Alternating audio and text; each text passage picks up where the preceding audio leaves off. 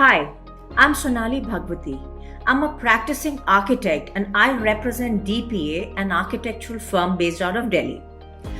While there are larger issues regarding our cities that I would like to talk about, I'm going to first address the big elephant in the room, which is the current pandemic. A lockdown of 6 weeks saw our AQI improve, which neither the NGT rulings nor the odd even plan could achieve. The sky turned blue, the flowers bloomed, animals reclaimed their territory, and it was a different world altogether.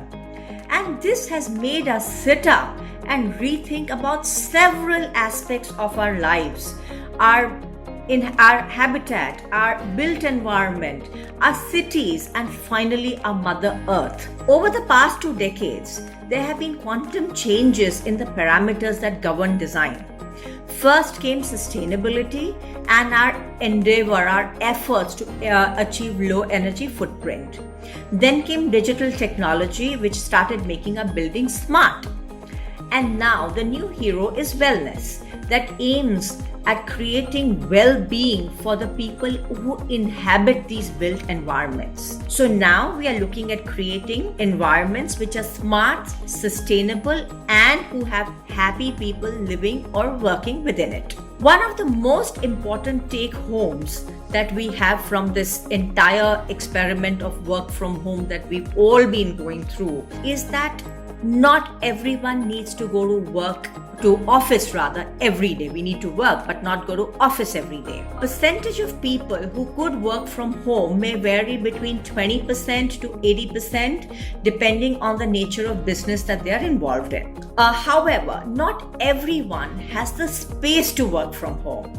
There are people who come from small towns, who live in small shared rented accommodation, and they do not have the luxury of space to have private workplaces, places to meet people and to conduct business. So what happens? What is the way forward? And these people probably are 70% of the workforce, and we need to address this if we want this whole experiment to work and go forward. One of the solutions to create that which can, I feel, work is to create small pay and play modules. These would be your workplace modules, like your local 24/7s. They would service the neighborhood workspace requirement by providing good, sanitized and serviced workplace, meeting rooms and conference spaces. This could become, in fact, a business model. Residential complexes also could expand their club and common areas and such facility to accommodate work modules and which would enable work from home for residents of that particular housing condominiums. Now these would become, in my opinion, the new Oyos of workplace. Most people would normally be traveling 20 to 30 kilometers each way to go to work. They probably spend anywhere between 1 and 2 hours each way to commute to work. This is actually extremely detrimental to the well-being. These pay and play modules, which are in your neighborhood, is a place where they could easily go down to, walk or cycle and use it very, very conveniently. They may still have to go to office, the main office, maybe once a week or twice a week. But for the other days, they could very, very conveniently cycle or walk to these pay and play modules and use and conduct their business out of there. So I think something on these lines could be expanded upon and could work very, very successfully and help the well-being of our workforce tremendously. Optimization by sharing resources and space will be the way forward.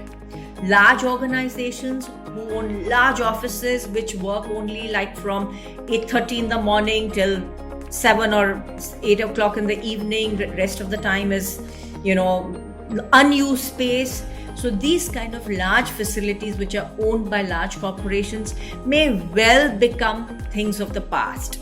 So this is a new sort of a way that we would probably be going forward. The other issue that is now close to my heart is the state of our cities that have grown so haphazardly. There is an absence of clear policies, comprehensive planning, and urban design that recognizes social needs, cultural nuances, and economic drivers. A city is judged by the quality of the pedestrian experience. In our chaotic public domain, the poor pedestrian is left to jostle with every form of vehicle. Here, only the young, fit, and agile can survive. There is just no place for the children, elderly, or differently abled people. There is a severe dichotomy between the public and private domains. The private domains are the land parcels where we architects come in and design these highly sustainable, smart buildings which promote well-being of the user. But it's the public domain that surrounds these islands which becomes the major issue. We navigate through these public domains when we go from one private land parcel to another, and we try and navigate through these areas as fast as we can, because the experience of these public domains is sheer traumatic.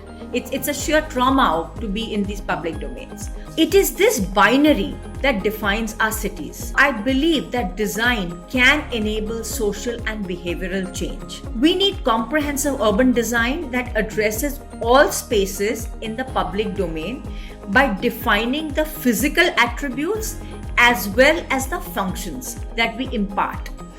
Only then can we hope to contain the chaos.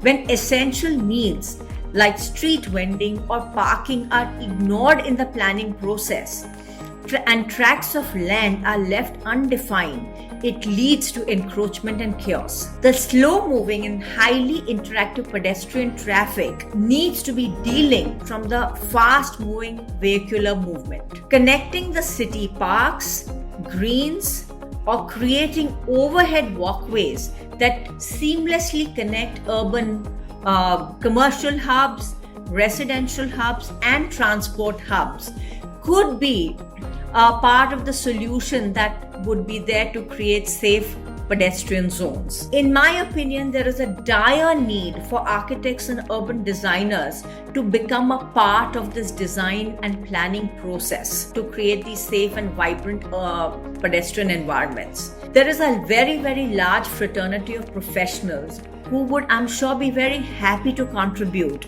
and their inputs would add great deal of value. And I think this needs to be utilized in order to sort of try and create better environments. The departments of the competent authorities need to actually only act as enablers. They should be like the project managers. They should coordinate a project, and they should not be looking at design. Design should be looked at by private professionals who have the experience, who have the pulse of the city, and who are able to give you sensitive, well-defined solutions. Small community level pilot projects could be taken up. Waste management, solar energy for lighting, water recycling. These are the kind of things that need to be integrated into the design. Perhaps CSR funds from corporates could be used to finance these projects, and hence an economic model could also be worked out. And these are the kind of projects that need to be enabled by the authorities.